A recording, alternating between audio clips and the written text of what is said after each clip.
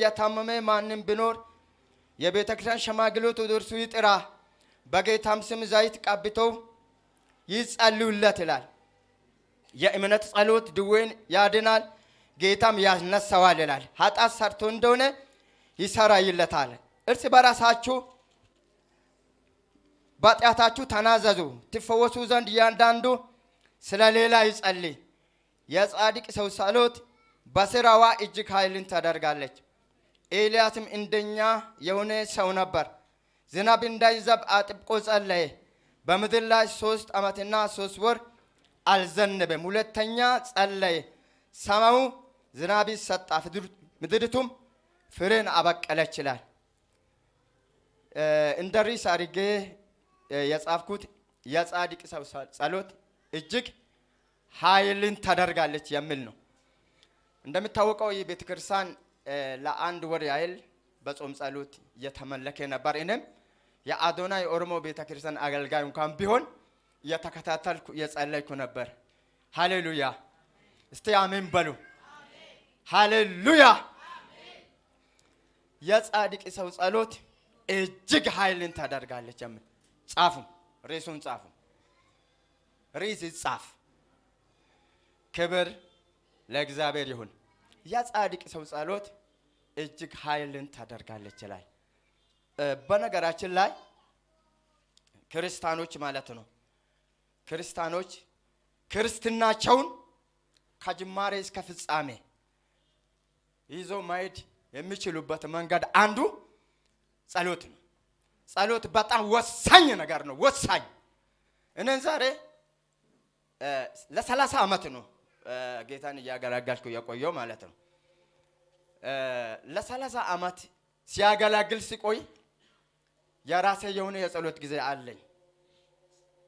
በመከራ ውስጥ በችግር ውስጥ አሳልፎን ዛሬ በእናንተ ፊት ማቆም የረዳኝ የራሴ የሆነ የጸሎት ጊዜ ነው። አሜን አትሉም? በእውነት ልንገራችሁ ጸሎት ማለት እስከ መጨረሻ ከጌታ ጋር የምንገናኝበት ትልቁ መሳሪያ ነው። ትልቁ መሳሪያ እዚህ ላይ እንደ ርዕሱ የጻፍኩት የጻድቅ ሰው ጸሎት አንድ 5 ነገር መናገር ፈልጋለሁ። እዚህ ላይ የጻፍኩት አንድ 5 ነገር ነው። እሱና ያይዤ 5ቱንም ለእናንተ መናገር ፈልጋለሁ። አንደኛ የጻድቅ ጸሎት ኃይልን ማድረግ የሚችለው የጸሎት ጊዜ ሲኖር ነው። እስቲ የጸሎት ጊዜ በሉ። አሁንም የጸሎት ጊዜ በሉ። ክርስቲያን የጸሎት ጊዜ ሲኖር ነው። የጸሎት ጊዜ ካለ ከጌታ ጋር የሚገናኝበት መሳሪያ ነው። እንደምታወቀው እዚህ ያዕቆብ መልእክት ስለ ጸሎት በብዛት ይናገራል። ያዕቆብ ራሱ የጸሎት ሰው እንደሆነ ታሪኩን ይናገራል። ያዕቆብ በጣም የሚጸልይ የእግዚአብሔር ሰው ነው። ኤልያስን እንደምሳሌ ያስቀመጠው የጸሎትን ኃይል ለማግለጽ ነው። ኤልያስን ያስቀመጠው ኤልያስ እንደኛ ሰው ነበር የሚለው ኤልያስ ሰማይን የዘጋ የእግዚአብሔር ሰው ነው። ምክንያቱም በዓለም ላይ በጣም ይፈራል የተባለው የጸሎት ሰው ነው። አሜን አሜን። ኤልያስ ሰው አይደለም? ሰማይን አልዘጋም። የቱ መንግስት ነው ሰማይን ማዝጋት የሚችለው? ትራምፕ መሰላችሁ? ትራምፕ ሊዘጋ አይችልም።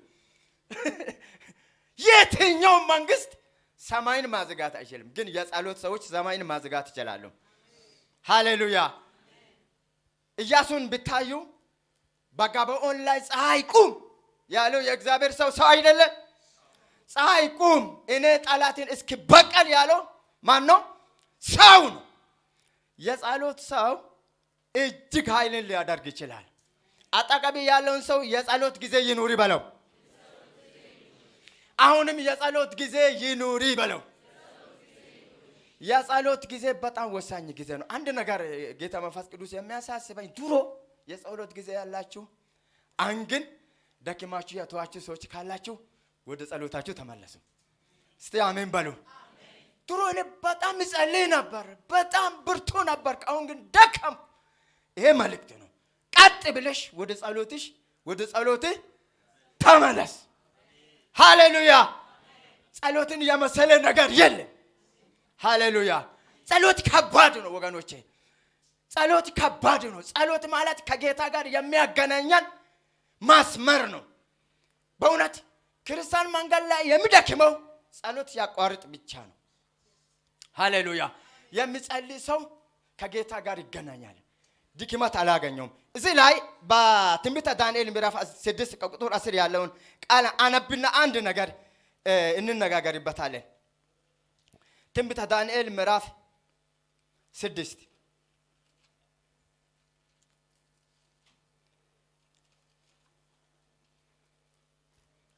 በትንቢተ ዳንኤል ምዕራፍ 6 ላይ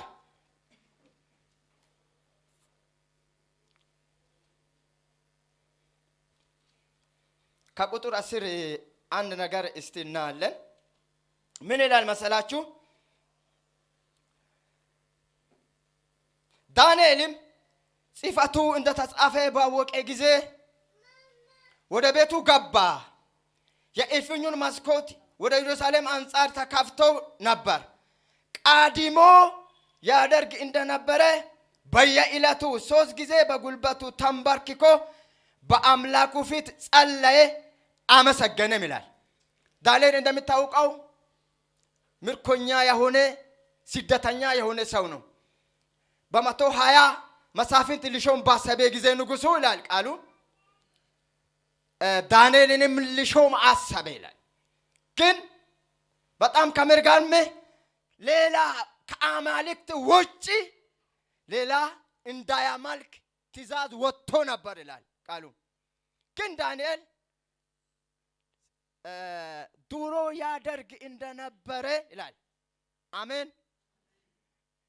ነገሩን ሰምቶ ወደ ሌላ የጸለየ ወደ አንበሶች ጉድጓድ ይጣላል ተብሎ ውሳኔውን ሰምቶ ሳይሆን እሱ የራሱ ጉዳይ። ግን ዳንኤል ድሮ ያደርግ እንደነበረ ይላል። ምን አለ ሰው ነው ዳንኤል? ያ ጸሎት ሰው ነው ዳንኤል። በጣም በእግዚአብሔር ፊት የሚጸልይ ድሮ ነው የሚጸልይ ሰው ነው። ግን ፍርዱንም እያወቀ ሄዶ እንደ ድሮ 3 ቀን በአምላኩ ፊት ጸለየ ይላል። ድሮ ያደርግ እንደነበረ። እስቲ አሜን በሉ። ድሮ ታደርግ እንደነበረ አድርጉ ወንድሜ። ሃሌሉያ። ድሮ እንደምታደርጉ አሁንም ጸልዩ። በጣም ይገርማል። እዚህ ላይ እኔ ዳንኤልን በጣም ገረመኝ ስለ ዳንኤል። ዳንኤል 3 ከባድ ነገር አለው። ዳንኤል በአንበሶች ጉድጓድ ተጣለ፣ መልአክ ተልኮ ከዛ ወጣ ነው የምንለው እኛ። ግን ዳንኤል 3 ነገር በልቡ የያዘ ሰው ነው። አንደኛ ዳንኤል እንደምታውቀው የጸሎት ሰው ነው። የጸሎት ሰው ጠላት አይበላም። የሚጸልይ ሰው ጠላት በመንገድ ላይ አያገኘው። የሚጸልይ ሰው በጠላት መንገድ ላይ አይበላም። በዚህ ዘመን መንገድ ላይ ብዙ ሰው ተበልቷል። ልንገራችሁ፣ መንገድ ላይ ብዙ ሰው ተበልቷል። ግን የሚጸልይ ሰው አይበላም። ጠላት መንገድ ላይ አያገኘውም። ሌላ ደግሞ ዳንኤል ታማኝ ነው ወገኖቼ፣ ታማኝ ነው። ክርስትና ማለት ታማኝነት ማለት ነው። ጌታ ይባረክ። እስቲ ታማኙን በሉ አጠገቤ ላለን ሰው፣ ለሰውም ታማኙን በለው፣ ለእግዚአብሔርም ታማኙን በለው። ዳንኤልን ከአንበሳ ጉድጓድ እግዚአብሔር ያወጣ ዳንኤል ታማኝ ሰው ነው ወገኖቼ። አንደኛ የሚጸልይ ሰው ነው። ሁለተኛ ታማኝ ሰው ነው። ታማኝ ሰው ነው። አንዳንድ ሰዎች ይገርማቸዋል፣ ክርስትናቸው በጣም ከባድ ነው፣ ግን ታማኞች አይደሉም። ታማኞች አይደሉም። ትንቢት ይናገራሉ፣ ስብከታቸው ከባድ ነው፣ አይቻሉም። ታማኝነታቸው ግን ዜሮ ነው። ወገኖቼ ታማኝነት ከባድ ነው። ሃሌሉያ። ይሄ ታማኝነት ከባድ ነው። ክርስትናን ክርስትና የሚያደርገው አንዱ ታማኝነት ነው። ሃሌሉያ። ወገኖቼ ልንገራችሁ፣ ለአምላክ ታማኙ ነው። በምን በሉ? አንድ በገንዘባችሁ ታማኝ። ሁለተኛ ደግሞ በጊዜያችሁ ታማኝ። በጊዜም ታማኝ አለ። ፕሮግራሙ የሚጀመረው 3 ሰዓት ሲባል 5 ሰዓት ነው የምንመጣ። ታማኝነት ወገኖ ይህ ታማኝነት ምን ማድረግ ነው? ታማኝነት ማጥፋት ነው። ፕሮግራም 3 ሰዓት ነው 4 ሰዓት ነው 5 ሰዓት ነው የምንሄደው። ምክንያቱም እንደዛ ነው የተባለ ያለው። ግን ታማኝነት ከየት እንደሚጀመር ልንገራችሁ። በሰዓት ራሱ ታማኝነት በጣም ያስፈልጋል። ሃሌሉያ። ዳንኤል ሶስተኛ ዳንኤል በጣም ከሚገርም ቅን ሰው ነው። ዳንኤል ቅንነት ያለው ሰው ነው። ቅንነት በኦሮምኛ ናማ ቀጀላዳ ነው የሚባለው። ናማ አማናማዳ ናማ ቀጀላዳ ናማ ዋቀዮን ከደቱ ነው በኦሮምኛ ሲተረጎም ማለት ነው። ቅን ወገኖቼ ቅኑ ነው። ለወንድሞቻችሁ ቅኑ ነው። ለጓደኛ ቅኑን። ሃሌሉያ። ለጎረቤት ቅኑን። የጻድቅ ሰው ጸሎት ብዙ እጅግ ኃይልን ታደርጋለች። ሃሌሉያ ሃሌሉያ። የጻድቅ ሰው ጸሎት ወገኖቼ እጅግ ኃይልን ታደርጋለች። አንድ ጊዜ አንድ ዶክተር መስፍን የሚባል ሰው በጣም ይገርማል። በጣም የሚጸልይ ሰው እጅግ በጣም ግን ዶክተር ነው። ገንዘብ አለው፣ ብዙ ሀብት አለው። ግን አንድ ጊዜ እስቲ ይለይልኝ ብሎ ለወር ጸሎት ገባው አለ። ይለይልኝ እስቲ ቆሎ እየበላው ለአንድ ወር ጸለየ። ይለይልኝ የሚል ሰው እኮ በብዛት የለም ወገኖቼ። እስቲ ራሴን እስቲ ልመልከት ይለይልኝ አለ። ዶክተሩ ጸሎት ገባ። ለወር ያህል ጸለይኩ አለ። እኛ ድሮ እናውቃለን እዛው ከተማ ላይ ትራክት ምናምን ከሱ ነው የምንወስደው። የሆነ አሩንጋዴ አዲስ ኪዳንም ኑና ውሰዱ ይለናል። ሄደን እንወስዳለን፣ ለምስክርነት እንሄዳለን። ሰውየውን በጣም እንወዳለን። ግን አንድ ቀን ሲመሰክርልን ቤቴን ቆለፍኩኝ አለ። ለወር ጾም ጸሎት ገባው አለ። ከወር በኋላ በጣም ከሚገርም የእግዚአብሔር ኃይል በኔ ላይ መጣ አለ። አሜን አትሉም? ትልቅ የእግዚአብሔር መንፈስ በላይ ላይ መጣ። ወጣው አለ። ወጥቼ በጣም ስለቀናው ጌታን ወደ ማላወቀው የሆነ ሱቆች ነበሩ አለ። ወደዛ ሄድኩኝ አለ። ወደዛ ሄጄ የእግዚአብሔር መንፈስ በላይ ላይ እንደሆነ ታወቀኛል አለ። ሄጄ እንደምኛ ሰላም ናችሁ? እስቲ ስኳር 1 ኪሎ ስጠኝ ወንድሜ ብዬ እጅ እንዲዘረጋው አለ። ሰውየው ስኳር ሰፍሮ እጅና እጄ ሲነካኩ ሰውየው ጮሆ ወደቀ አለ። ለጌታ ክብር ስጡ እስቲ ወገኖቼ፣ ለጌታ ክብር ስጡ። ግደለም ሃሌሉያ። ሰውየው ወደቀ አለ። ምን ሆነ? ሰፈሩ ተንጫጫ አለ። የለውበትም ብዬ ቀጥ ብዬ ወደ ቤት ሄድኩኝ አለ። የለውበትም ሌላ ነገር ይመጣል በኋላ ሌላ ጊዜ ተመልሼ እመጣለሁ ብሎ አሁንም ወደ ቤቱ ሄደ። ምክንያቱም ይለይልን ብሎ ለ30 ቀን ጸሎት ቤት ያገባ የጻድቅን ሰው ጸሎት ኃይል በኔ ላይ ነበር አለ። የእግዚአብሔር ትልቅ ኃይል በኔ ላይ እንደሆነ አወቅኩ አለ። ወገኖቼ አንደኛ በጣም እጅግ አስፈላጊ ነገር ምን እንደሆነ ነገር ልንገራችሁ። የጸሎት ጊዜ ወሳኝ ነው። ለእያንዳንዳችን ማምለክ ቀላል ነው፣ ማገልገልም እንደዛው ቀላል ነው። በዚህ ዘመን ነቢይ መሆን ፓስተር መሆን ችግር የለም። ግን የጸሎት ጊዜ ማኖሩ ነው አንድን ክርስትና ማድረግ የሚችለው። እስቲ ወገኖቼ አሜን በሉ። ግደለም አሜን በሉ። ምክንያቱም ክርስትናችን ነው መታወቂያችን። ሁላችንም መንግስት ሰማያት ማግባት እንፈልጋለን አይደለ? መንግስት በሰማያት ማግባት እንፈልጋለን። መንገድ ላይ ማቅራት አንፈልግም። የጸሎት ጊዜያችሁ ይኖር። ሃሌሉያ። የጸሎት ጊዜ ወሳኝ እጅግ ወሳኝ ስለሆነ ማለት ነው። እኔ በጣም እየገረመኝ ስለ ዳንኤል ሲያስብ ስለ ዳንኤል አንድ ጠበቃ አልነበረም። ይሄ ሰው የእግዚአብሔር ሰው ነው፣ ወደ አንበሳ ጉድጓድ አይጣል ብሎ ጠበቃ የሆነለት አንድ ሰው አልነበረም። ግን አጠገቡ ቆሞ የረዳ የእግዚአብሔር አምላክ ጌታ ኢየሱስ ከሱ ጋር ሆኖ ነው። ሃሌሉያ። ከሱ ጋር ሆኖ ነው። ወገኖቼ ዛሬ አንድ ነገር ሲያስብ ሰው የለኝም፣ ጠበቃ የለኝም፣ የሚረዳኝ ሰው የለኝም የምትሉ ሰው ዳንኤልን የረዳ በኢየሱስም አንተንም ይርዳ። ከዳንኤል ጋር የነበረ በኢየሱስም ካንቺ ጋር ይሁን። ጠበቃ የሌላቸው ዘመድ የሌላቸው እኔ ዳንኤልን በጣም ይገርማሉ። ይህን ሰው በዛ ዘመን በሞርኮ ዘመን ስለ ዳንኤል ጠበቃ በሌለበት በሚረዳ ሰው በሌለበት አምላኩ መልአኩን ልኮ የነን ሰው ማንካት አትችልም አንበሳ ብሎ የአንበሳን አፍ ያዘጋ ነው። ሃሌሉያ! ኢየሱስ ክርስቶስ ጌታ ነው። ጠላትስ ዛሬ በኢየሱስም ይዘጋ። ጠላት ዛሬ በኢየሱስም ይዘጋ። ሃሌሉያ!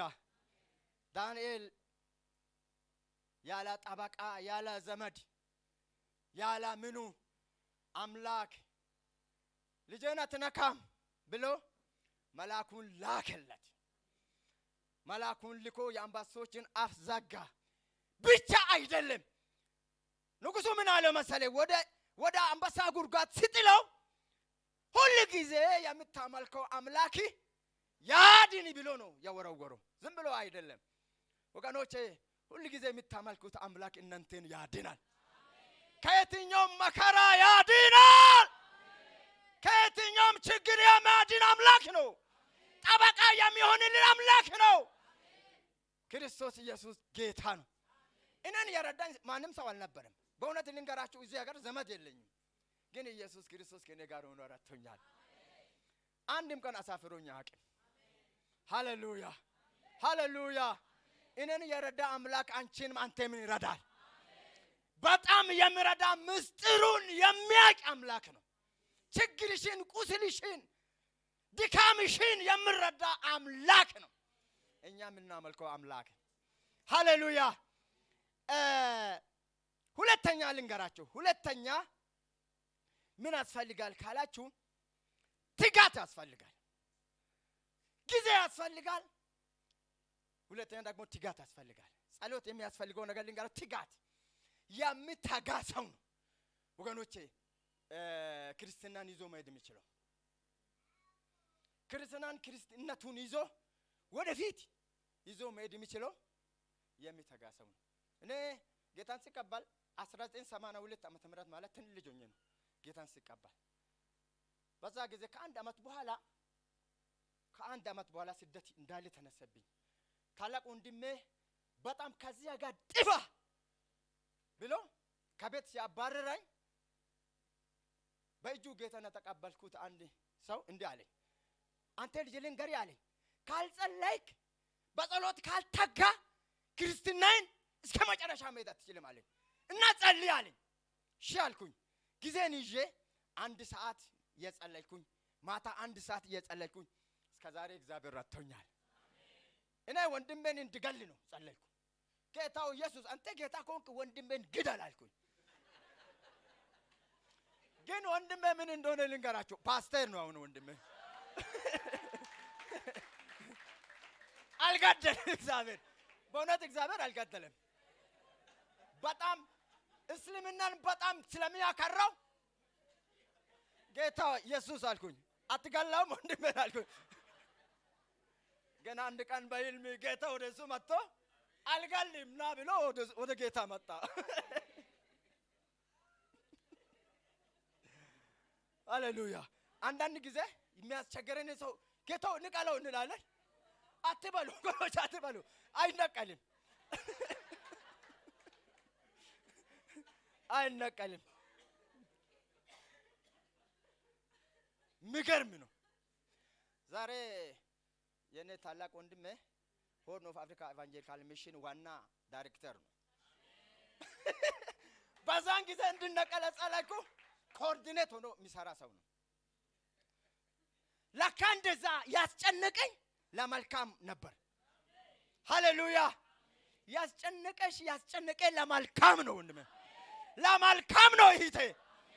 እግዚአብሔር ከኛ ጋር ሆኖ እንዲረዳ ከፈለጋችሁ የጸሎት ትጋት ወሳኝ ነው። በሐዋርያት ሥራ ምዕራፍ 2 ቁጥር 42 ላይ ያለው ቃል እንዲህ የሚል ቃል ነው። ሐዋርያት ሥራ ምዕራፍ 2 ቁጥር 42 ከቁጥር 41 እንዲህ ይላል፣ ቃሉን የተቀበሉ ተጠመቁ። በዛን ቀን 3000 ያህል ነፍስ ተጨመረ። በሐዋርያት ትምህርትና በህብረት እንጀራውን በማቁረስ በጸሎቱ ይተጉ ነበር ይላል። ይሄ የኢየሩሳሌም ቤተክርስቲያን ታሪክ ነው። ነገር ግን በሰው ሁሉ ፍርሃት ሆነ። በሐዋርያትም እጅ ብዙ ድንቅና ምልክት ተደረገ። ያመኑት ሁሉ አብሮ ነበሩ። ያላቸውንም ሁሉ አንድነት አደረጉ። መሬታቸውን ጥረታቸውን እየሸጡ ማንኛውም እንደሚያስፈልግ ለሁሉ ያካፍሉ ነበር። በየቀኑ በአንድ ልብ ሆነው በቤተ መቅደስ እየተጉ በቤታቸው እንጀራ እየቆረሱ በደስታና በጥሩ ልብ ምግባቸውን ይመገቡ ነበር። እግዚአብሔርን እያመሰገኑ በሕዝብ ሁሉ ፊት ሞገስ ነበራቸው። ጌታም የሚድኑትን ዕለት ዕለት ወደ እነርሱ ይጨምር ነበር። ይሄ የኢየሩሳሌም ቤተክርስቲያን ታሪክ አንድነት እንዳላቸው ይናገራል። አንድነት ብቻ አይደለም፣ በየጸሎቱ ይተጉ ነበር ይላል። በጣም ይተጋሉ፣ በጣም ይጸልያሉ። ከዚህ የተነሳ ምን ሆነ መሰላችሁ? ሁሉም ሕዝብ ጌታን የሚያመሰግን ሕዝብ ነው ይላል። ሃሌሉያ ሃሌሉያ። ቀኝ እጃችሁን አንሱ። ጌታ ኢየሱስ ክርስቶስ ይባርካችሁ። አሜን። ተባረኩ። አሜን። እግዚአብሔር ሞገስ ይስጣችሁ። አሜን። ድንቅና ምልክት በኢየሱስ ክርስቶስም በሕይወታችሁ ይሁን። አሜን። ክብር፣ አምልኮ፣ ስግደት ለእግዚአብሔር ይሁን። እልል ብለን እግዚአብሔርን እናመስግን። አንደኛ እዚህ ቤተክርስቲያን ውስጥ እግዚአብሔርን የሚያመሰግኑ ሆኑ ይላል። ምክንያቱም የጸሎት ትጋት የሚያመጣ ውጤት ነው። የጸሎቱ ትጋት ከሚያመጣ ውጤቶች አንዱ ምን ነው? ወደ ምስጋና ነው። እያንዳንዱ ተክሰን ከጸለይን መጨረሻ ላይ ወዴት ነው የምንሄደው? ወደ ምስጋና ነው። ወደ ምስጋና ነው የሚወስደን። ጠላታችን ወድቆ ጠላታችን ተነቅሎ የእግዚአብሔርን ክብር ማየት እንችላለን። ሁለተኛ ምን ሆነ መሰላችሁ? በሁሉም ፊት ሞገስ ነበራቸው ይላል። በስንት ሰው ፊት? እስቲ በሁሉም ፊት በሉ። በስንት ሰው ፊት? በሁሉም ፊት ሞገስ ነበራቸው ይላል። ሞገስ ማለት ከባድ ነገር ነው። እስቲ ሞገስ በሉ። እስቲ በአፋችሁ ሞገስ በሉ። በእውነት የትጋት የጸሎት ትጋት የጸሎት ውጤት ለእያንዳንዳችን ሞገስ ይሰጠናል። በጠላቶቻችን ፊት ሞገስ እናገኛለን። ትልቅ ሞገስ እናገኛለን። የሚጸልዩን ሰው በጣም የሚጸልይ ሰው ካያችሁ ፊታችሁ ራሱ ይበራል። ሞገስ አለው። ሃሌሉያ። የሚጸልይ ሰው ፊቱ ይበራል። ሶስተኛ ደግሞ ዕለት በዕለት እዚህ ቤተክርስቲያን ውስጥ ምን ይጨመር ነበር? የሚድኑ ነፍስ በዕለት ይጨምር ነበር። ምኞታችን ወገኖቼ ምኞታችን የግል ምኞታችን ሊኖራቸው ይችላል። እያንዳንዳችን የራሴ የሆነ ምኞት አለኝ። ጌታ ቢረዳኝ እና ቢኖር እግዚአብሔር ከኔ እጅ ሰው እንድማጋብ ፈልጋለሁ። የራሴ የሆነ ምኞቴ ነው። ለሰው መስጠት ፈልጋለሁ። ከሚቀበል ሰዎችን ብረዳ፣ ቤተክርስቲያንን ብረዳ፣ ምስኪኖችን ብረዳ የኔ ፕላን ነው። የኔ ፕላን ነው። ይሄንን እስከዚህ ማድረስ የሚችለው በትጋት ጸሎት በእግዚአብሔር ሞገስ ነው። ሃሌሉያ ሃሌሉያ። እና ትጋት ያስፈልጋል ወገኖቼ። ትጉና ጸልዩ። ጌታ ኢየሱስ ክርስቶስ ራሱ ትጉና ጸልዩ አላቸው። ምክንያቱም ያ አቅማቸውን ያውቃል። አቅማቸውን ስለሚያውቅ ትጉና ጸልዩ አላቸው። ይሄ ብቻ አይደለም። አንዳንድ ጊዜ የማይተጋ ክርስቲያን በመጨረሻ ዓለም ላይ ይላል። እና አሁን ቃሉን ስታጠኑ ጸሎትና ቃል አይለያይም። ቃል ማንበብ ወሳኝ ነው ወገኖቼ። ቅድም ፓስተር እየተናገረ ያለው ቃል ነገር ነው። ምክንያቱም ቃል አንብቡ። ይሄ ቃል ህይወታችን ነው። ይሄ ቃል ሰላማችን ነው። አሁን ቀላል ነው። በሞባይል ላይ ጭነን ኪስ ውስጥ አድርገን ማት እንችላለን። እሱ ጥሩ ነው። ግን አንዳንድ ጊዜ ወደ ቤተክርስቲያን ስንመጣ ቃሉን ይዘን ብንመጣ እጅግ መልካም ነው። ክርስቲያኖች ብዙ ጊዜ ቃል አናነብም። አንድ ጊዜ እድል አግኝቼ ምን ሆንኩ መሰላችሁ? ዲፕሎማ መጽሐፍ ቅዱስ ኮሌጅ እንዲያስተምር እድል አገኘውና ለማስተማር ሄድኩኝ። ወደ ኮኮሳ የሚባል አካባቢ ነው። ሲሄድ በጣም ከመርጋኑ መጽሐፉ ለሙጁሉ እንዲህ ሲያሳው 60 ምናምን ተማሪ ነው ሲያስበው ሲገልጠው አዲስ ኪዳንን በቅደም ተከተል ማጻፍ አጽፋቸው ይላል። ተማሪዎችን አዲስ ኪዳንን በቅደም ተከተል አጽፋቸዋል። ይሄን አዲስ ኪዳን ቅደም ተከተሉን ጽፎ የጨረሰውን ማስተማር ትችላለህ ይላል መጽሐፉ ራሱ ሲያነባ ማለት ነው። አሁን ተማሪዎች 60 ስለሆኑ ሉክ ሰጣቸው 60 ሉክ አዲስ ኪዳንን በቅደም ተከተል ጻፉ ብዬ መጽሐፍ ቅዱስን ተቀበልኩና ቁጭ አልኩኝ። አንድም ሰው በቅደም ተከተል የጻፈ ሰው የለም። አንድ ሰው አዲስ ኪዳን ቅደም ተከተልን ይዛችሁ መጻፍ ትችላላችሁ ወገኖቼ? ይከብዳል በእውነት። አዲስ ኪዳን ቅደም ተከተል መጻፍ ራሱ ዋጋ ያስከፍላል። እኛ እናውቅ። አንድ ጊዜ አንዱ ትንቢተ ጢሞቴዎስ ብሎ ጠርቷል። ትንቢተ ጢሞቴዎስ ምዕራፍ 5 ምናምን ብሎ ጠራ። አረ ትንቢተ ጢሞቴዎስ አገልጋይ አይባልም ወገኖቼ። መጽሐፍ ስናጠና ነው ትክክል ርዕሱን ይዘን ቅደም ተከተሉን ይዘን ብሉይ ኪዳን ውስጥ ነው የምንፈልገው። አዲስ ኪዳንን የታለ አጥቻለሁ የታለ ብሎ ነው የምንፈልገው። አይጠፋም። አዲስ ኪዳንን በቅደም ተከተል ካዛችሁ ካጠናችሁ አዲስ ኪዳንን በቀላሉ ታውጣላችሁ። ወደ መጨረሻ ነው ወደ መጀመሪያ ነው ያለው ይላል አይደለም። አዲስ ኪዳን ወደ መጀመሪያ ብሉይ ኪዳን ወደ መጨረሻ ነው ያለው። ወደ መጽሐፍ ቅዱስ እንመለስ። እስቲ አሜን በሉ። የእግዚአብሔር ሕዝብ እስቲ አሜን በሉ። ወደ መጽሐፍ ቅዱስ እንመለስ። ትንቢት የሚወጣው ከመጽሐፍ ቅዱስ ነው። ራእይ ማት ከፈለጋችሁ ከመጽሐፍ ቅዱስ ሃሌሉያ፣ ከመጽሐፍ ቅዱስ። ለነገሩ መጽሐፍ ቅዱስን በዚህ ዘመን መጽሐፍ ቅዱስን ለማንበብ ቢሱ ሰው ፍላጎትም የለም። ምክንያቱም ሰው እጅ ባዶ እጅ መጥቶ ትንቢት በእኔ ላይ ትንቢት ተናገር ይላል። መጽሐፍ ቅዱስ ራሱ ትቶ እግዚአብሔር ተናገረኝ ብሎ ይገባል ወደ ቤቱ ቀጥ ብሎ። ይሄ ከባድ ነው ወገኖቼ። እስቲ አጨብጭቡለት ለዚህ መጽሐፍ ቅዱስ ተፈዳል በደም ሃሌሉያ። አሁንም በእልልታ አጨብጭቡለት ለእግዚአብሔር ክብር። ትልቅ ማዕረግ ነው ወገኖቼ፣ ትልቅ ማዕረግ ነው። ሃሌሉያ። ወደ ሶስተኛ ነጥብ ልሂድ። ሶስተኛ የጻድቅ ሰው ጸሎት ኃይል ማድረግ የሚችለው በጾም ጸሎት በእግዚአብሔር ፊት ስንቀርብ ነው። ይሄ በሐዋርያት ሥራ ምዕራፍ 13 ያለው ቃል እናነባለን አብረን። ምክንያቱም ጾም ጸሎት በጣም በጣም ወሳኝ ነገር ነው። ይሄ ስጋ ከባድ ነው። ትልቅ ጠላት ያለው በማን ላይ ነው? በስጋችን ላይ ነው። ይሄ ከባድ ነው። ይሄ ሰውዬ ከባድ ነው በእውነት። ይሄ ስጋ ሰውዬ ከባድ ነው። ይሄ ስጋ ከባድ ነው።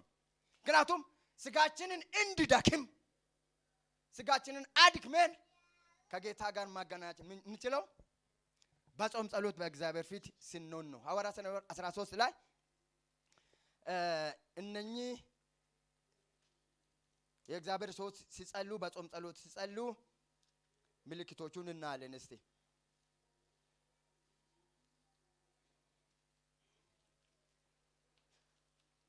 ከአንድ ጀምሮ እንዲህ ይላል። ድሮ የምታነቡት ቃል ነው፣ ግን በአንጾኪያ ባለች ቤተ ክርስቲያን መምህራን ነበሩ፣ ነቢያትና መምህራን ነበሩ። እነርሱም ባርናባስ፣ ኔገር የተባለው ሲሞን፣ የቀናው ሉኪዮስ፣ የአራተኛ ክፍል ገዢ ሄሮድስም፣ ባላማዋል፣ ምናሴ፣ ሳውልም ነበሩ። እነዚህ ጌታን ሲያመልኩና ሲጦሙ መንፈስ ቅዱስ ባርናባስና ሳውልን ለጠራቸው ሥራ ለዩልኝ አለ። እስቲ አሜን በሉ። ጾም ጸሎት ከባድ ነው ወገኖቼ። ጾም ጸሎት ከጸለያችሁ 3 ነገሮች እዚህ ውስጥ እናገኛለን። በጾም ጸሎት እስቲ ብዙ ጊዜ የጾም ጸሎት ጊዜ ድሮ ነበረኝ አሁን ግን ደክሜ ትቻለሁ የምትሉት ተመለሱ፣ ወደዛ ተመለሱ። ድሮ በጾም ጸሎት በተከታታይ ከቤተ ክርስቲያን እኔ ተለይቼ አላውቅም፣ ግን አሁን ደከመኝ እያልሽ ያለው ወንድም ካለ ተመለሱ። ምክንያቱም ጾም ጸሎት በጣም መንፈሳዊ ህይወትን የሚያሳድግ ትልቅ በረከት ነው። እኔ የራሴ የሆነ የጾም ጸሎት ጊዜ አለ። ለሰው አልናገርም። የቤተ ክርስቲያን ሄዳለሁ፣ ሌሎችንም ደግሞ ሄዳለሁ፣ ግን የራሴ የሆነ ጾም ጸሎት አለኝ። ጾም ጸሎት የመንፈስ ቅዱስ ምሪትን የሚሰጥ ትልቅ መልእክት ነው። ጾም ጸሎት የመንፈስ ቅዱስን ምሪት በትክክል ማግኘት ትችላላችሁ። እዚህ ላይ የሚጸሉ አንጾኪያ ቤተክርስቲያን አገልጋዮች ጌታ መንፈስ ቅዱስ ይላል። ጌታ መንፈስ ቅዱስ እኔ ለጠራቸው ስራ ለዩልኝ ብሎ ያለያቸው ጊዜ ነው። ሃሌሉያ! እስቲ አሜን በሉ። ከኔ ጋር አላችሁ? እስቲ አሜን በሉ። መንፈስ ቅዱስ ለዩልኝ ብሎ ያለያቸው ሰዓት ነበር። እኔ ዲያቆን መሆን ፈልጋለሁ፣ ሙሉ ጊዜ እንዲያገለኝ መንፈስ ቅዱስ አሳሰበኝ። መንፈስ ቅዱስ ወደ ነቢይ እየመራኝ ነው። ልክ ነው፣ ሊመራ ይችላል። ግን መጨረሻውና መጀመሪያውን ማወቅ የግድ ነው። እኔ ነቢይ መሆን ፈልጋለሁ፣ ጌታ ነቢይ ካደረገኝ ፈልገዋለሁ። ግን ራሴን ማሾም አልፈልግም። ምክንያቱም ጌታ መንፈስ ቅዱስ ራሱ ይመራኛል። እስቲ አሜን በሉ። ወደ ሌላ ማጋን ማየት ፈልገዋለሁ። የራሴ የሆነ እቅድ መውጣት ፈልገዋለሁ። እግዚአብሔር ምሪት እንዲሰጠኝ ፈልገዋል። በጾም ጸሎት እግዚአብሔር ይመራል። ሃሌሉያ ሃሌሉያ። ጾም ጸሎት በጣም ወሳኝ ነው። አንድ ጊዜ አንድ እግዚአብሔር ሰው ምን አለ መሰላችሁ? ብዙ ጊዜ በእግዚአብሔር ፊት የሚጸልዩ ሰዎች አለ፣ ብዙ ጊዜ በእግዚአብሔር ፊት የሚጸልዩ ሰዎች በላይ በኩል እንደ ትራንግል ነገር አሳይቶን ነው ሰውየው ያስተማረን። ይገርማል። በጣም የማይጸልይ ሰው ከታች በኩል ይሰፋል አለ፣ ከላይ በኩል እየጠበበ ነው የሚመጣ አለ። ምክንያቱም በዚህ ምድር ላይ ዓለም የራሱ የሆነ ሰው እየፈለገች ነው። ሰው በቀላሉ ገንዘብ እያገኘ ነው። ቢትወዱም ባትወዱ በቀላሉ እኔ ገንዘብ ፈልጋለሁ ካላችሁ ገንዘብ ማግኘት በቀላል መንገድ ነው። ከእግዚአብሔር ጋር መሄድ ግን በጭንቅና በመከራ እየሆነ ነው። በእውነት ልንገራችሁ፣ በቀላሉ 666 ኢሉሚናቲ ገንዘብ ትፈልጋለህ፣ ሞባይል ስትከፍቱ ገንዘብ ትፈልጋለህ። አንፈልግም። በእውነት ገንዘብ በህግና በመንገድ በጣም ይጠቅማል። በጣም ግን ያላገባብ ገንዘብ እኛ አንፈልግም። እስቲ አሜን በሉ። እንዴት ኮሰተራችሁ? እስቲ አሜን በሉ። ያላ አግባብ ይሁን። እኔ በእውነት አንዳንድ ጊዜ አስራትና ማባ እንዲህ ከእገሌ የሚባል እንደ ገንዘብ ከየት መጣ? ምንጩ ራሱ ብንጠና በጣም መልካም ነው። ከየት መጣ እሱ ገንዘብ? 100,000 ሰጣ ይበለ ከየት አምጥቶ ነው? እንድም ብጠና አሪፍ ነው። በእውነት እንድም ብጠና አሪፍ ነው። 1 ሚሊዮን እንደ ከየት መጣ? አንድ ጊዜ ያጎቴ ልጅ በጣም ሀብታም ነው ያጎቴ ልጅ፣ ግን ገንዘብ ይሰጠኛል። ምን ላይ ነው ያለው? ምን ልስጥህ? ገንዘብ ሊላክልህ? አዎ፣ ግን ከየት አምጥተህ ነው? ምን አገባ? ገንዘብ እኮ ያስፈልጋል፣ አስፈላጊ ነው ገንዘብ ይላል። ከየት መጣ እሱ ገንዘብ? ከየት መጣ? ምን አገባ ይለኛል። በጣም ወደዋለሁ፣ በጣም ስለሚረዳኝ ወደዋለሁ። ግን ቅርታ አድርጉልኝ፣ አንዳንድ ጊዜ በጾም ጸሎት ነው ብዙ ምሪት ማግኘት የምንችለው።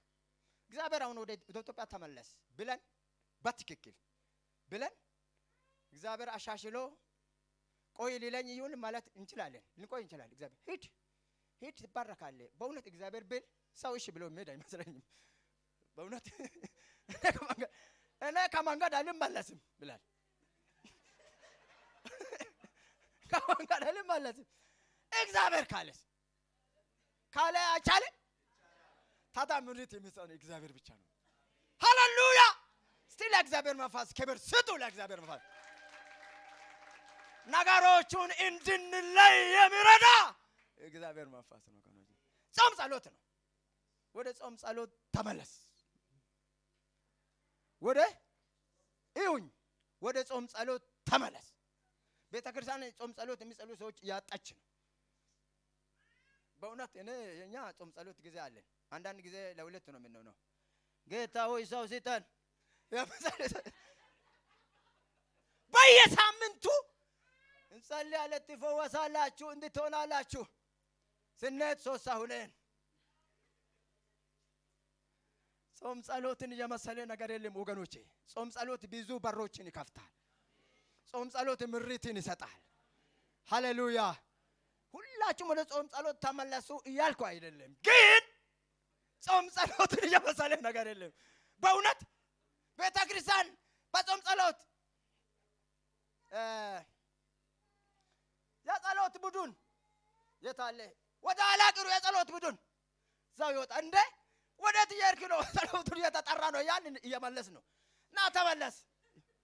የጸሎት ቡድኑ እንኳን ተጠርቶ ወደ ኋላ አይ ምሳ ካልበላው ማቆም አልችልም ወደ ቤት ይሄደ ነው።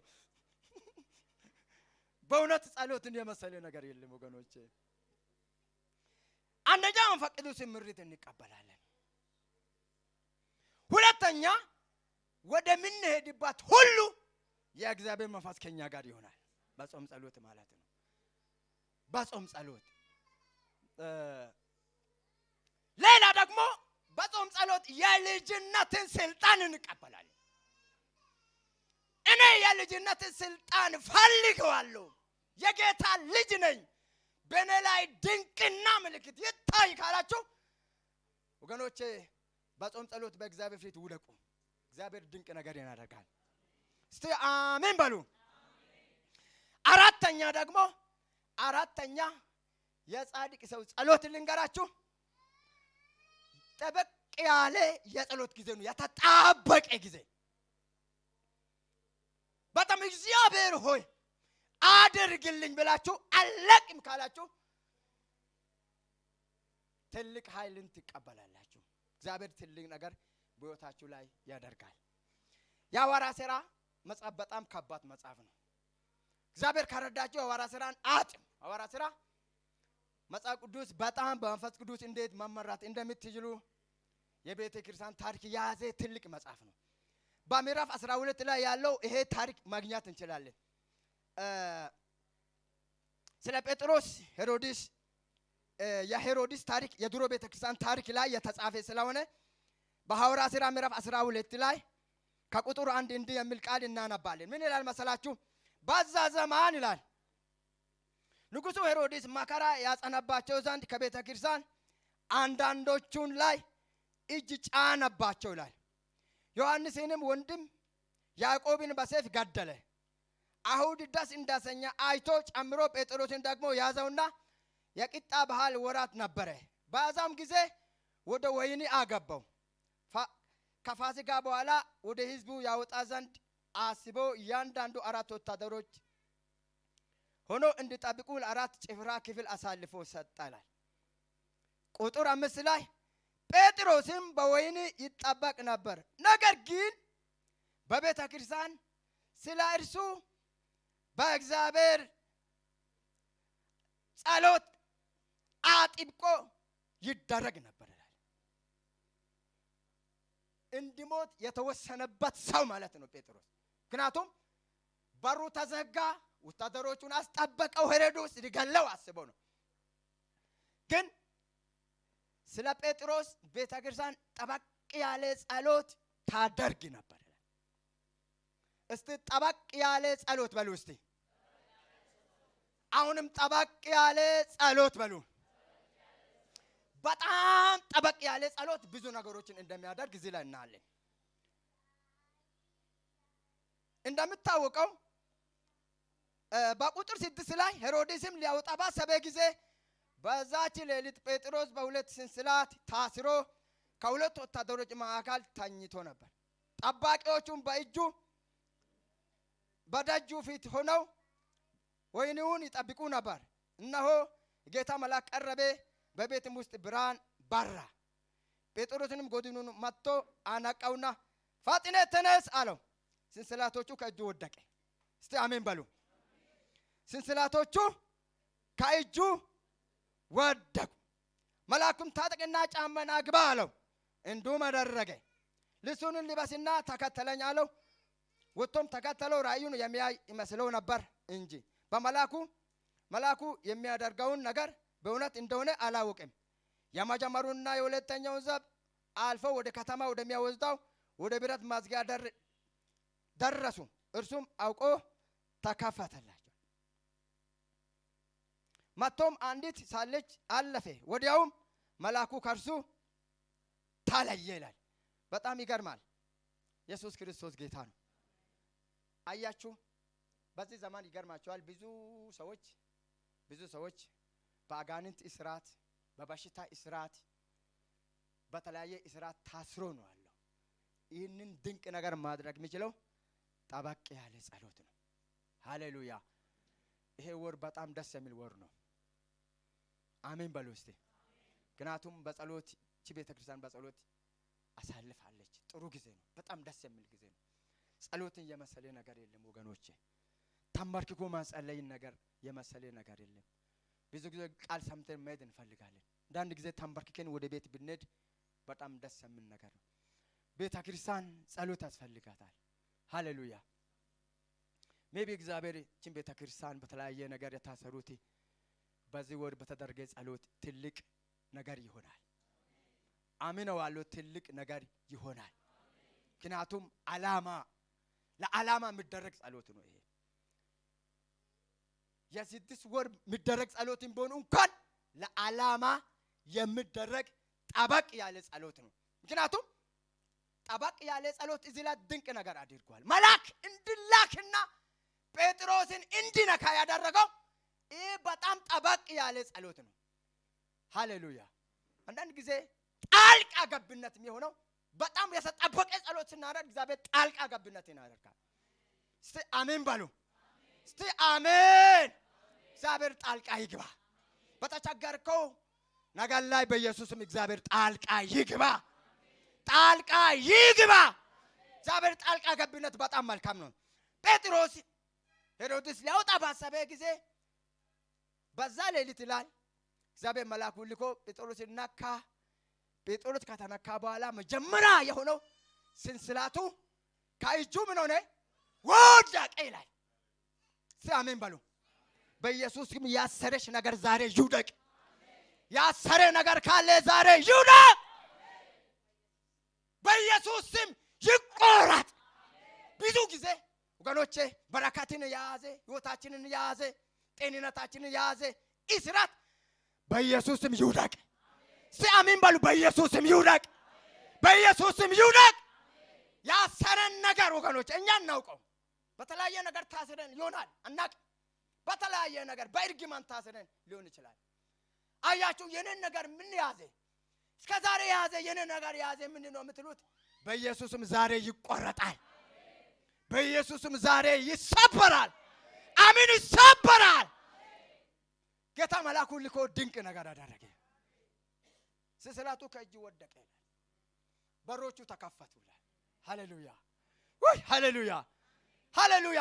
ለረጅም ዘመን ወገኖቼ ለረጅም ዘመን ዋጋ ያስከፈለ ነገር ካለ ዛሬ ከዚህ ቃል የተነሳ በኢየሱስም ይከፈት። ይከፈት። ከዚህ ቃል የተነሳ ሃሌሉያ! የእግዚአብሔር ጣልቃ ገብነት ይመጣል። በእውነት የተጠበቀ ጸሎት ካለ የእግዚአብሔር ጣልቃ አየህ። አንዳንድ ጊዜ የሞት መላእክት ወደ እግዚአብሔር ሰዎች የተላኩ ሰውን የሚያጨንቁ ብዙ ነገሮች ሰው በእውነት ልንገራችሁ አይደል? ሰው ልታነቅ የሚፈልግ ሰው ክርስቲያን ነው። ልታነቅ የሚፈልግ ሰው እኔ ራሴን አንቄ መሞት አለብኝ አይጠፋም። ልንገራችሁ ክርስቲያን ሆኖ ማለት ነው። ኢየሱስ ክርስቶስ ጌታ ነው። የእግዚአብሔር ጣልቃ ገብነት ይምጣ። አየህ በልባችን ውስጥ ብዙ ነገር መናገር እንችላለን። ሰው እንዳይሰማ ምናደርገው ብዙ ነገር አለ። ለሰው መናገር አልፈልግም፣ ግን ጠፋለሁ፣ ራሴን አጠፋለሁ የሚል ሰው ብዙ ሰዎች አሉ። ዛሬ በኢየሱስ ክርስቶስ ስም የእግዚአብሔር ጣልቃ ገብነት ይምጣ። አሜን ይምጣ። የጻድቅ ሰው ጸሎት እጅግ ኃይልን ታደርጋለች ወገኖቼ። የጸሎት ጊዜ ያስፈልገናል። የመጨረሻ በሉቃስ ወንጌል ምዕራፍ 18 ላይ ያለውን ቃል አንብቤ አቆማለሁ። ሉቃስ ወንጌል ምዕራፍ 18 ሁላችሁም አውጡ። ይህ ቃል አንብቤ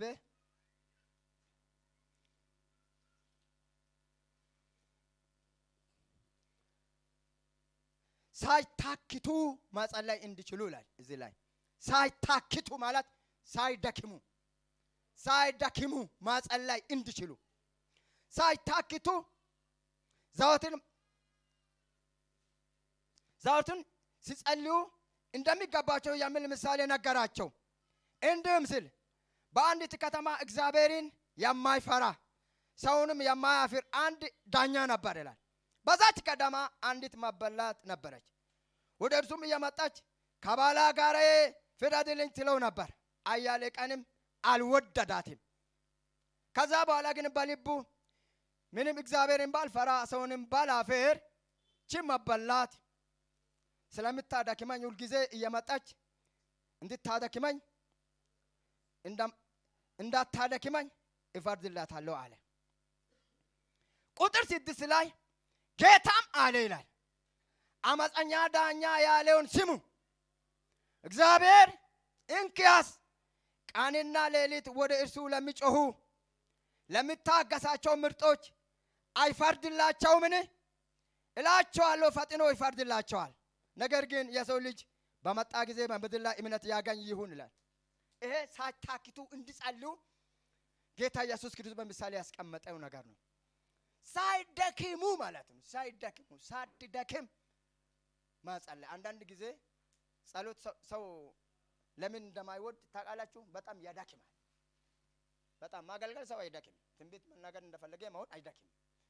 ግን ተንበርክኮ ማጸለይ በጣም ያዳክማል። እኔ አውቃለሁ፣ እኔ ስለምጸልይ አውቃለሁ። ጌታ ኢየሱስ ክርስቶስ ለነኚህ ሐዋርያት አንድ ምሳሌ ነገራቸው።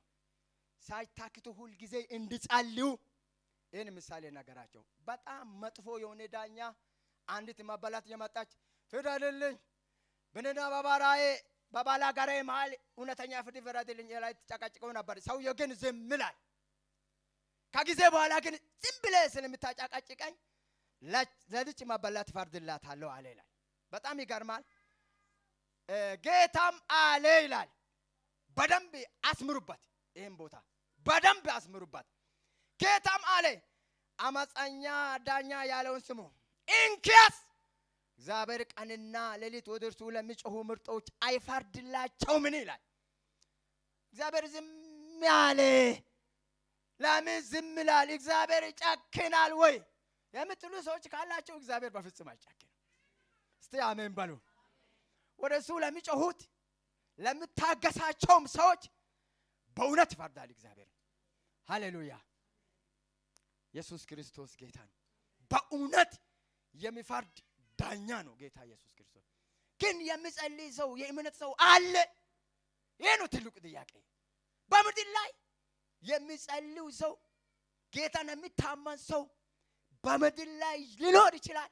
ሳይደክም የሚጸልይ ሳይደክም የሚጮህ ተስፋ ሳይቆርጥ የሚጮህ ሊኖር ይችላል እዚህ ጉባኤ ውስጥ። በእውነት እና አንድ ነገር ልንገራችሁ፣ ቀንና ሌሊት ወደ እሱ ለሚጮህ እግዚአብሔር ይፈርዳል። ጉባኤ አሜን በሉ። ዛሬ እግዚአብሔር ላንቺ ይፈርዳል። በጸሎት ውስጥ ሆነን እንቃል እንደገና አነብና አጭር ጸሎት ጸልዬ አበቃለሁ። ወኖቼ የጻድቅ ሰው ጸሎት እጅግ ኃይልን ያደርጋል። ጌታ ዝም አይልም። ሃሌሉያ! ወደ እሱ ለሚጮህ ቀንና ሌሊት እውነተኛ ፍርድ ለተጣመመ ሰው፣ ለተገፋ ሰው፣ ለቆሰለ ሰው፣ ለተቸገረ ሰው፣ ዘመድ ላጣ ሰው ቀንና ሌሊት ወደ እሱ እየጮኻችሁ ላላችሁ ሰዎች በእውነት እግዚአብሔር በእውነት ልንገራችሁ እግዚአብሔር ይፈርዳል። ፍርድ እየጠበቃችሁ ያላችሁ እግዚአብሔር መቼ ነው እውነተኛ ፍርድን የሚያወጣ? እውነቴ ተጣመመ። የኔ እውነት እኮ ጠፋ። ለምን ተደበቀ? የኔ እውነት ተገፍቼ ቆስዬ እግዚአብሔር ለምን ዝም አለ? ዘመዴ ለምን ጣለኝ? ዘመዴ ለምን ገፋኝ? ሰው ዝም ለምን አለ የምትል እግዚአብሔር ይፈርዳል። እግዚአብሔር ፈርዳለሁ ይላል። ለልጆቼ ፈርዳለሁ ነው የሚለው። ሃሌሉያ!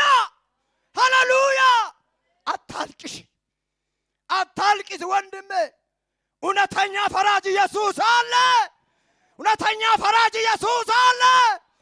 ቀንና ሌሊት እያለቀሳችሁ ያላችሁ እግዚአብሔር እንባችሁን ያብሳል። አሜን። ያብሳል። አሜን። ያብሳል። በእውነት እግዚአብሔር መንፈስ በልቤ ፍርድ ተጣሞ እግዚአብሔር ለምን ዝም ይላል ላላችሁ ፍርድ ተጣሞ እግዚአብሔር ዝም አለ። በጣም ይገርመኝ። እኔ በጣም ይገርመኛል የእግዚአብሔር ነገር። እግዚአብሔር ለምን ዝም አለ ያላችሁ ላላችሁ ሰዎች እኔ መልእክት አለ። ጌታ ለምን ዝም እስከ ዛሬ ለምን ዝም አለ? ፍርድ ተጣሞ እውነቴ ተጣሞ ተገፍቼ ተሳድቤ ቆስዬ እግዚአብሔር ለምን ዝም አለ ላላችሁ እግዚአብሔር እኔ ፈርዳለሁ ነው የሚለው። ፈርዳለሁ እኔ እውነት ላይ ፈርዳለሁ። በእውነት እግዚአብሔር ለእውነት የቆመ አምላክ ነው። ዝም ያለ የመሰላችሁ ወገኖቼ እግዚአብሔር ዝም አለ መሰለ። እንዳኛ ዳኛ ዝም ላለ ዳኛ እንደዛ ዝም ያለ መሰላችሁ እግዚአብሔር ይፈርድልሻል። እግዚአብሔር ይፈርድልሻል። እግዚአብሔር ይፈርድልሃል። ጌታ ሆይ ስምህ ይባረክ፣ ስምህ ይባረክ። የጻድቅ ሰው ጸሎት እጅግ ኃይልን ያደርጋል። እግዚአብሔር ሆይ ወደ ጸሎታችን እንድንመለስ እርዳን።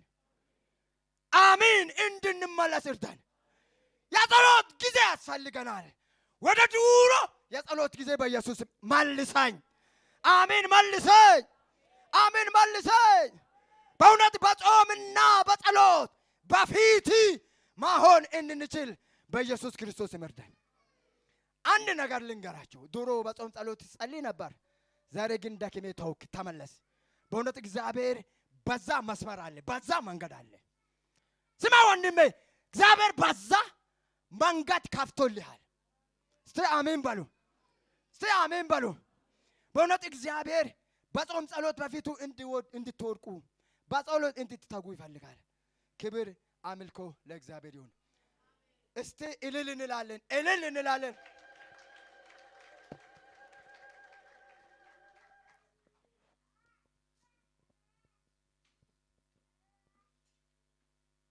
በእግሮቻችን እንቆማለን። ቆመን እናመሰግናለን።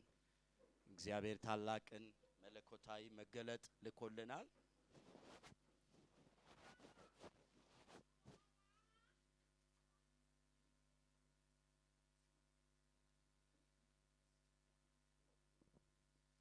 አመስግኑት እግዚአብሔርን፣ ስሙንም ባርኩ።